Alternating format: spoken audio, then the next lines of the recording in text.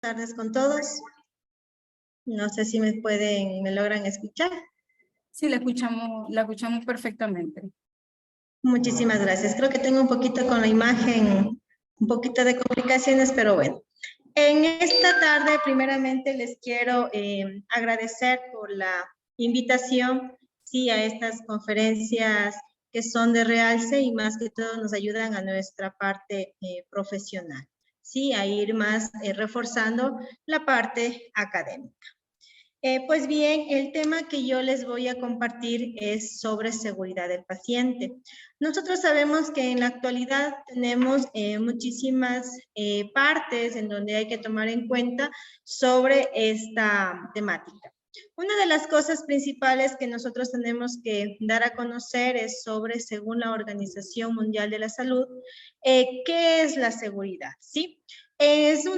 Obviamente, esta viene basándose en una disciplina de la atención de la seguridad que surgió como una evolución de la complejidad en los sistemas de salud, ¿sí? En el cual nosotros vamos a conseguir un aumento, ¿sí? De los daños que se puedan ocasionar en los centros de atención. Su objetivo principal es prevenir y reducir los riesgos, errores y daños que sufren los pacientes durante toda la prestación de los servicios sanitarios. Una piedra angular que nosotros podamos tener acá es que esta es una disciplina que se basa en una mejora continua para el aprendizaje a partir de los errores y los efectos adversos, ¿sí? La seguridad del paciente es fundamental para prestar servicios sanitarios esenciales, ¿sí? De la calidad. Nosotros, obviamente, esto es un hecho en donde existe un claro consenso sobre los servicios sanitarios esenciales de calidad en todo el mundo. Y estos obviamente deben ser eficaces, seguros y estar centrados en las personas. Además, también nos damos cuenta que también tiene que ser oportuna, equitativa, integrada y eficiente. ¿Sí? ¿Para qué? Para que obviamente se pueda dar una atención de calidad y calidez a cada uno de los pacientes. Para nosotros velar por la ejecución exitosa, ¿sí? De las estrategias de seguridad del paciente, se necesitan algunos ítems muy importantes, que son las políticas claras, una capacidad de liderazgo que tengan en cada uno de los servicios, ¿sí? Los datos para impulsar las mejoras en la seguridad, también profesionales sanitarios cualificados en cada una de las disciplinas hospitalarias y también participar efectivamente sobre cada uno de los pacientes brindando una atención de calidad. ¿Por qué se producen los daños en los pacientes? Si bien es cierto, es un sistema de salud maduro que tiene en cuenta ¿sí? La creciente complejidad de los entornos de la atención sanitaria, que hace que los seres humanos sean más propensos a cometer este tipo de errores. Tenemos un ejemplo que un paciente hospitalizado obviamente se le va a administrar un medicamento. En algunos casos, que no se debería dar el caso, sí se puede administrar la medicación sí, sin cumplir los 5 o los 10 correctos en base a la administración. Que en este caso nos podríamos confundir en dar la medicación sí a otro paciente. Por eso siempre es importante ir cumpliendo cada una de las normativas.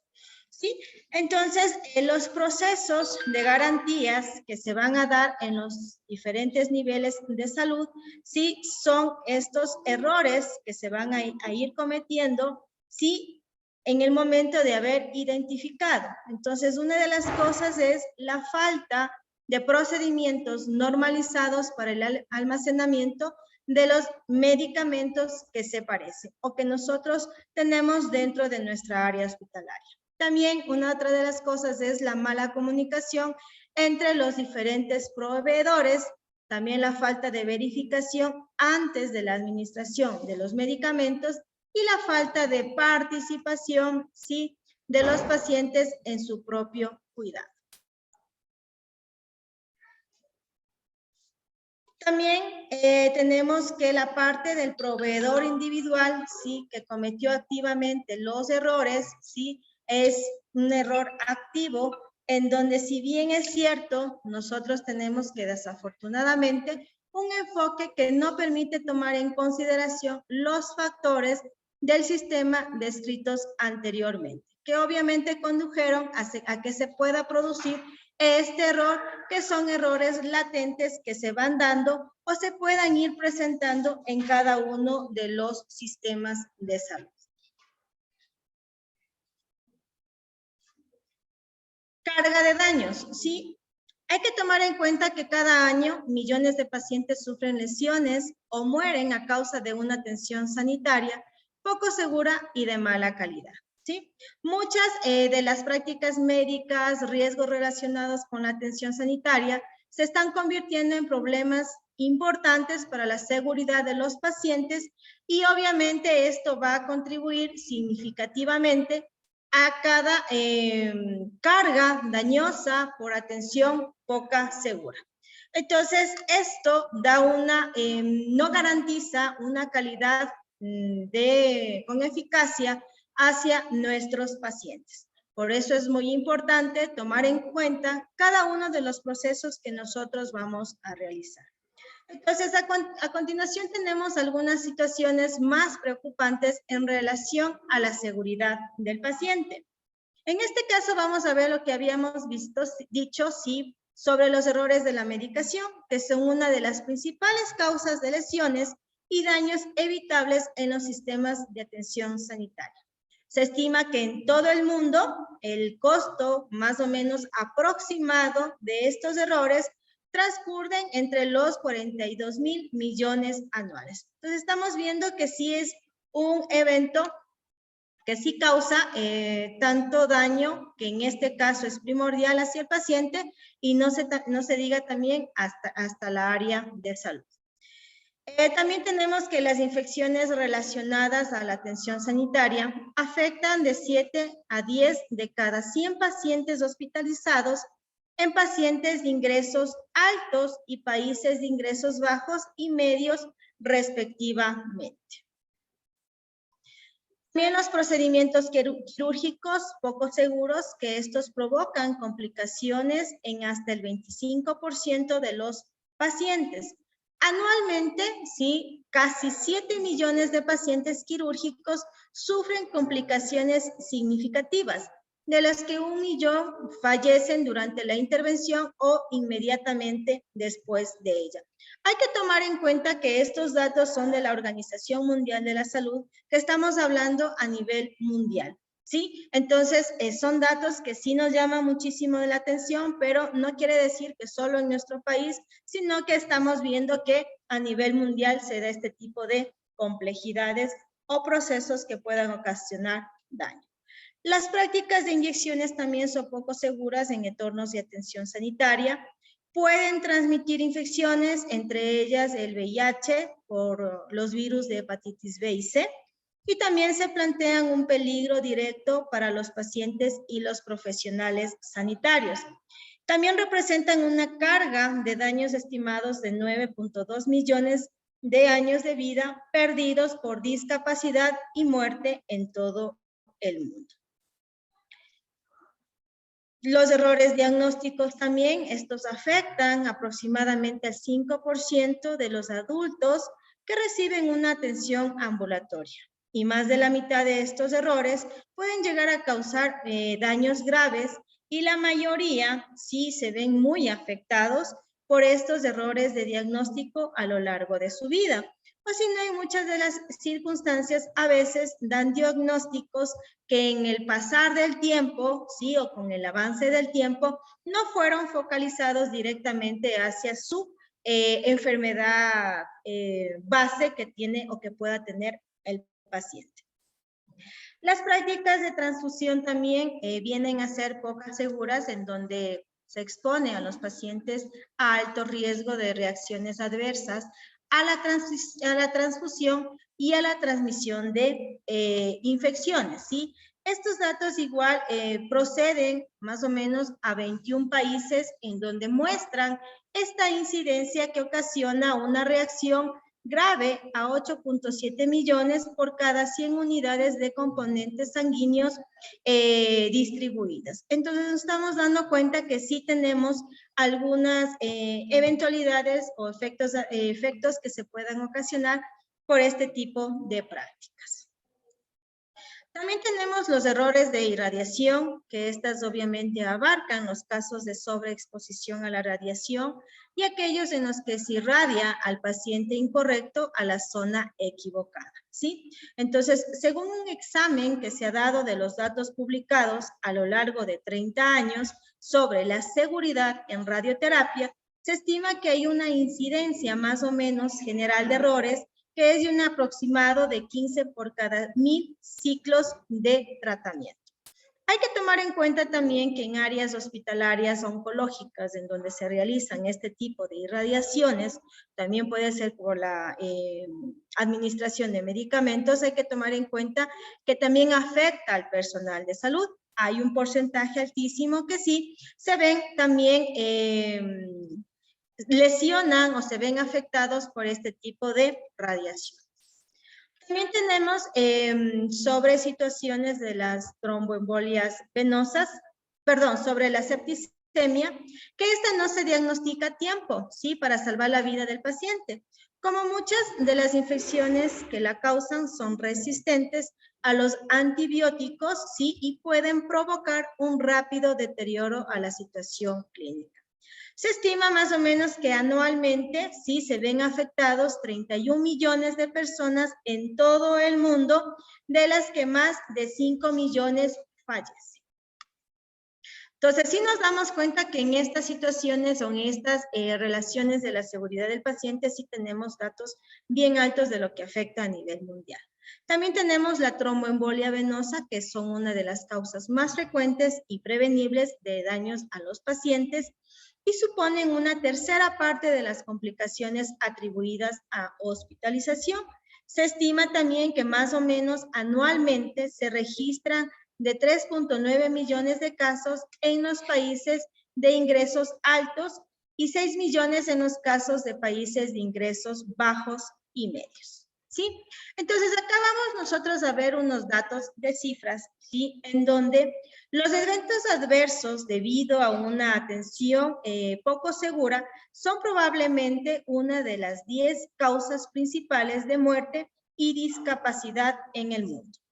También en los países de ingresos altos, sí se estima que 1 de cada 10 pacientes sufren daños mientras reciben la atención hospitalaria. El daño puede también ser causado por una serie de eventos adversos, de las cuales casi el 50% pueden ser prevenibles. Pero ¿de qué forma nosotros podemos hacer o pueden darse o pueden prevenirse? Es aplicando cada uno de los protocolos que nosotros tenemos y que se aplica o que tiene que ser ejecutado por la parte multidisciplinaria. Cada año también se producen 134 millones de eventos adversos por una atención poco segura en los hospitales de los países de ingresos bajos y medios, con lo que provoca más o menos 2.6 millones de muertes. En otro estudio también se ha estimado que alrededor de 2/3 de datos, los eventos adversos resultan de una atención poco segura y los años perdidos por discapacidad y muerte, conocido también como años de vida ajustados en funciones de discapacidad, ¿sí? De las actividades que se pueden producir en los países de ingresos bajos y medios. También a nivel mundial, hasta 4 de cada 10 pacientes sufren daños en la atención sanitaria primaria y ambulatoria. Y hasta el 80% de daños se pueden prevenir. Los errores más perjudiciales están relacionados con diagnósticos, prescripciones y el uso de medicamentos. También en los países Altos tenemos que el 15% de todas las actividades y el gasto hospitalario es el resultado directo de los eventos adversos que se puedan dar. Las inversiones en la reducción de los daños, sí, a los pacientes, pueden conducir a ahorros financieros significativos. Recuerde que cada uno de estos eventos, sí, se hace cargo los hospitales. Entonces, sí estamos viendo las inversiones que se hacen y más que inversión es el daño directamente hacia el paciente. Y lo que más importante es a mejores resultados para los pacientes. Un ejemplo de prevención es involucrar a los pacientes, los cuales sí se hace bien y pueden reducir la carga de los daños hasta en un 15%. Hay que tomar en cuenta que nosotros, dependiendo el tipo de paciente que podamos manejar o podamos tener, podemos nosotros trabajar directamente con los familiares, que también son personas que nos pueden ayudar a disminuir y rebajar este tipo de complicaciones que se pueden dar, ¿sí? Por la seguridad del paciente. Entonces, la seguridad del paciente es un componente fundamental de la cobertura sanitaria universal, en donde la seguridad del paciente es durante la prestación de los servicios de salud, ¿sí? Y tiene que ser de alta calidad. Un requisito previo para fortalecer los sistemas de atención de la salud y avanzar hacia una cobertura sanitaria universal tiene que darse mediante una efectividad con arreglo al objetivo de desarrollo sostenible, en donde esto va a garantizar una vida sana y va a promover el bienestar de todos y a todas y cada una de las edades en donde se brinde este tipo de atención.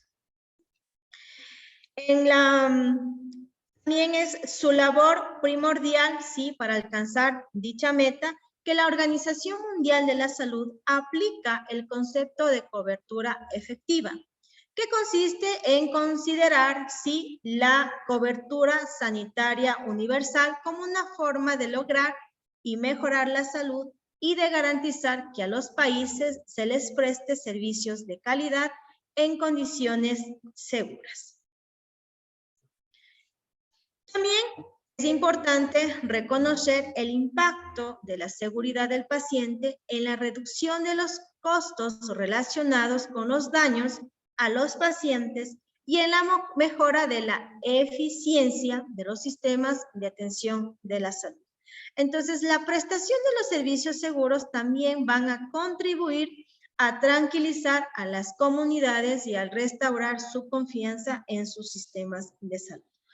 Todos estos datos que les acabo de indicar, todas estas atenciones que pueden ocasionar una lesión hacia los pacientes son dichas y son manejadas por la Organización Mundial de la Salud. ¿Sí? Si bien es cierto, estamos hablando que a nivel de todos los países se presentan y se siguen presentando este tipo de acciones. Pues bien, vamos nosotros ahora un poquito acá a ver cómo se maneja el Ministerio de Salud Pública. ¿Sí? Acá se maneja en base a los lineamientos de seguridad del paciente, usuario, en la que la atención de la salud, sí, son en términos de calidad y seguridad alineados con estándares internacionales, ¿sí? Que estos obviamente se incorporan como pieza clave los conocimientos, habilidades y destrezas de los profesionales de la salud orientados a generar y optimizar sus procesos de atención. Entonces, el ministerio sí establece cada uno de estos lineamientos para poder prevenir sí, cada uno de los posibles eventos adversos en el momento de la atención multidisciplinaria, porque a veces decimos solo el médico, solo la enfermera, pero también tenemos todas las áreas que se trabajan a nivel de hospital. Y aprender de ellos es indispensable para crear un clima de seguridad a través del mejoramiento continuo de la calidad de atención en la salud. Entonces, todos estos recursos y en base a un entorno normativo definen las características y las condiciones óptimas de las prestaciones de los servicios de salud hacia cada uno de los pacientes. Entonces, la mejora de la seguridad del paciente requiere por parte de todo el sistema un esfuerzo complejo que abarca una amplia gama de acciones dirigidas hacia la mejora del desempeño, ¿sí? Entonces, la seguridad, ¿sí? En base a la gestión que se va a brindar y los riesgos ambientales, incluido el control de las infecciones. Recuerde que el uso seguro de los medicamentos es importante, la seguridad y cada uno de los equipos igual, y la práctica clínica en base a protocolos, en base a guías clínicas y también que se van generando casos clínicos, que eso nos ayuda y son evidentes para poder ir trabajando y mejorando en la atención y del entorno en el prestación de la salud. ¿Sí? Entonces, la seguridad en base a la atención incluye que el paciente y el usuario en este contexto es para que obviamente se apliquen adecuadamente cada una de las prácticas seguras, que son los tipos de procesos o estructuras cuya aplicación reduce la probabilidad de eventos adversos asociados a la atención de la salud. ¿Sí? Entonces, nosotros vamos a tomar en cuenta que las prácticas establecidas para la seguridad del paciente y usuario son de 3 tipos. Sí, prácticas seguras administrativas, que va directamente de la aplicación de protocolos, sí, prácticas seguras asistenciales por parte de todo el equipo y prácticas seguras asistenciales multidisciplinarias que tenemos que tomar en cuenta que son cada una de las actividades que tienen que tomarse en cuenta. Dentro de las prácticas antes mencionadas vamos a señalar, sí, cada una de ellas, en donde hay que tomar y hay que hacer esta parte de forma cíclica y ordenada, ¿no? Primero, la identificación correcta del paciente, después un programa de mantenimiento preventivo de equipos biomédicos, sí, también la administración correcta de los medicamentos, un control de abreviaturas peligrosas, la notificación de eventos relacionados con la seguridad del paciente, prácticas quirúrgicas seguras, una atención correcta de los pacientes en punto de transición y la higiene de manos, que son los puntos muy importantes que nosotros tenemos que tomar en cuenta el momento de brindar la atención dentro del hospital o dentro del área de salud, que aquí vamos a tomar en cuenta que también incluye en cada una de la parte administrativa todo lo que corresponde en equipos, ¿sí? Necesarios, insumos necesarios también para el manejo y el proceso de la atención de los pacientes. Pues bien, tenemos en primera instancia la identificación correcta del paciente. ¿Sí? Si se encuentra internado en el hospital, el paciente tiene derecho a asegurarse que cada profesional que lo atiende observe su brazalete de identificación y que promueva y que compruebe que los datos de las mismas sean correctos. El momento de la anamnesis o el momento del ingreso del paciente, nosotros tenemos que hacer la identificación, sea con el brazalete, y la identificación con un cartel al pie, la cabecera de la cama del paciente. ¿Para qué? Para nosotros darnos cuenta que sea el paciente correcto con el que nosotros tenemos que o vamos a trabajar y vamos a brindarle la atención adecuada. ¿Sí? También tenemos el programa de mantenimiento preventivo de equipos biomédicos. Sí, estos son los tipos de procesos o estructuras cuya aplicación reduce la probabilidad de efectos adversos, sí, asociados a la atención de la salud, que se apoyan en la mejora evidencia científica disponible y que procura prevenir, minimizar o eliminar el riesgo asociado a la práctica clínica. También es importante documentar un programa de mantenimiento preventivo para todos los dispositivos médicos, equipo médico y tecnología médica, porque adquieren los hospitales cada uno de estos equipos y no hacen un mantenimiento. El mantenimiento lo harán cuando por circunstancias se presente algún inconveniente Ahí recién toman en cuenta, cuando lo que nosotros tendríamos que hacer es la prevención. Realizar informes sistemáticos también de mantenimiento preventivo documentados, disponer para los líderes de servicio con un proceso para evaluar la efectividad del programa de mantenimiento preventivo. La administración correcta de los medicamentos, sí. Nosotros tenemos que conocer la metodología de la administración de los medicamentos, tanto en las situaciones más frecuentes como en aquellas de carácter excepcionales, ¿sí? También tenemos que nosotros preparar y administrar la medicación para usuarios de manera segura, eficaz y ética, tomando en cuenta que cada uno de los pacientes tiene su medicación, tiene su hora de administración, entonces acá nosotros tenemos que aplicar los 10 correctos. Promover la correcta administración de terapias medicamentosas para obtener una mayor eficiencia, ¿sí? Disminuir los factores asociados a los errores de la administración de medicación. También fomentar una cultura de seguridad a los pacientes mediante la administración segura de los medicamentos, ¿sí? Detectar y notificar las reacciones adversas que se puedan presentar durante la administración de los medicamentos. Por eso es importante conocer, ¿sí?, qué tipo de medicamentos estamos administrando, cuáles son sus efectos adversos, cuáles son sus efectos colaterales que pueda presentar para inmediatamente nosotros actuar. Y una de las cosas primordiales es saber qué tipo de medicamento el paciente tiene alergia para obviamente prevenir algún accionar o algún efecto que se pueda dar. Controles, abreviaturas peligrosas también, sí. Existen varias siglas, abreviaturas y acrónimos que se utilizan en medicina para indicar el medicamento y expresar dosis, vías, frecuencia, administración, ¿sí? En donde esto busca facilitar y agilitar la comunicación. Pero hay que tomar en cuenta que estas abreviaturas pueden confundirse.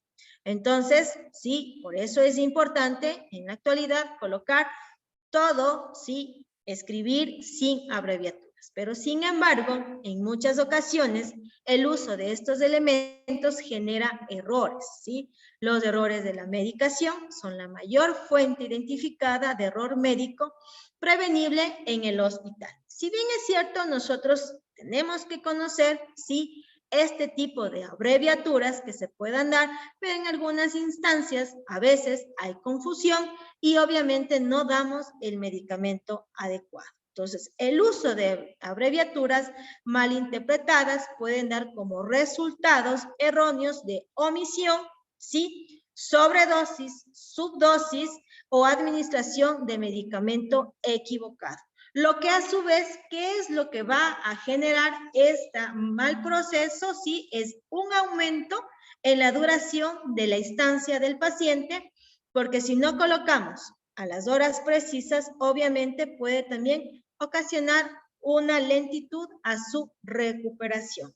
Pueden ocasionar también cambios en la terapia farmacológica, en donde los pacientes también pueden hacerse resistentes a los medicamentos. La notificación de eventos relacionados con la seguridad del paciente, ¿sí?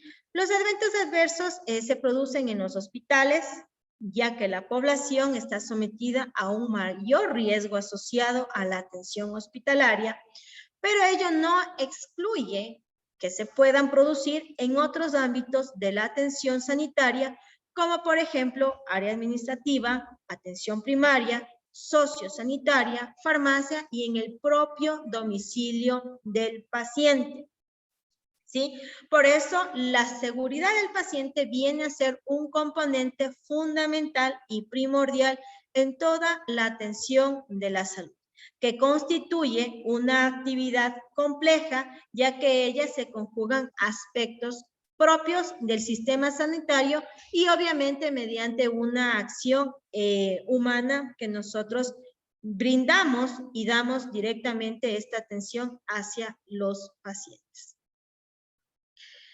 tenemos las prácticas quirúrgicas seguras, sí, en los servicios quirúrgicos se presentan con frecuencia eventos adversos que afectan a los pacientes hospitalizados. Estos eventos son prevenibles si se utilizan correctamente las herramientas pertinentes de seguridad del paciente, como por ejemplo la lista de verificación de una cirugía segura. Pero ¿para qué es esto? Si esta es sugerida por la Organización Mundial de la Salud, modificada para el Ecuador. Entonces, nosotros acá, primeramente, ¿qué es lo que tenemos que hacer? Inducción, nuevos profesionales que ingresen, sí, inducción en cada uno de los protocolos, de las guías que se vayan a implementar, y en este caso de las prácticas quirúrgicas, la inducción de la lista de verificación de cirugía segura, en donde esto es un formulario muy importante que se debe llenar el momento que el paciente vaya a quirófano. Entonces, la lista de verificación de cirugía segura es una herramienta utilizada por los profesionales clínicos, ¿sí? Que permiten mejorar la seguridad de quirófano o del área o del paciente que va a ser quirúrgicamente operado, y se ha demostrado que su uso se asocia directamente hacia la reducción significativa de las tasas de complicaciones y muertes que se van generando. Entonces, imagínense que esto ha ayudado a que haya una disminución de las muertes o complicaciones en los pacientes. La transferencia correcta de información de los pacientes en puntos de transición. También los puntos de transición son comunes, sí, en la industria del cuidado de la salud. Mientras está bajo cuidados médicos, un paciente puede ser atendido por diferentes prestadores de salud, de servicio en múltiples entornos, ¿sí? Los pacientes también suelen moverse entre áreas. Igualmente, los pacientes pueden tener contacto con los empleados de los diferentes turnos de trabajo. Entonces, la transferencia de información durante estas transiciones es crítica para la seguridad del paciente. De hecho, las interrupciones en la comunicación son la principal causa de eventos centinelas. ¿Por qué? Usted hace la hoja de transferencia o de cotransferencia, en donde ustedes muchas de las veces no explican todo el tratamiento que tiene el paciente, la necesidad del paciente, el diagnóstico. Obviamente, el médico que receta esta transferencia no puede interpretar lo que el otro médico le está indicando. Y ahí es en donde existe esta falta de comunicación y obviamente vienen estos efectos, estos eventos centinelas que se puedan presentar. Y para terminar, sí, una de las cosas principales que nosotros tenemos que tomar en cuenta es la higiene de manos. Esta higiene de manos ha venido cada año, miles de casos de infección se hacen presentes en los hospitales, porque nosotros muchas de las veces no tomamos en cuenta que esto es algo muy importante y esencial. Como lo he venido diciendo en algunas instancias, esto fue una de las cosas que nos ayudó y nos protegió para este proceso de COVID. Entonces, imagínense si nosotros aplicamos correctamente cada uno de los protocolos dentro de los hospitales de salud, también podemos nosotros prevenir cada uno de los virus, microorganismos que se puedan diseminar por la falta o en el contacto que tengamos con el paciente. Entonces, es muy importante y primordial no olvidarnos estos pasos que es el lavado de manos, que es algo fundamental que a nosotros nos va a ayudar a reducir algunos tipos de infecciones que se puedan dar dentro de los pacientes. Porque hay que tomar en cuenta que nosotros no trabajamos con uno, con dos pacientes. Muchas de las veces trabajamos con 20, con 30 pacientes, terapia intensiva con 5, 7 pacientes, en donde cada uno tiene su diagnóstico, cada uno tiene su patología, y nosotros tenemos que precautelar la integridad del paciente, también precautelando nuestra integridad como personales de salud. Eso es todo lo que les he traído en esta tarde. No sé si es que estamos dentro del tiempo. Muchísimas gracias y le dejo a la persona que está a cargo del evento. Muchísimas gracias. Gracias, estimada Verónica.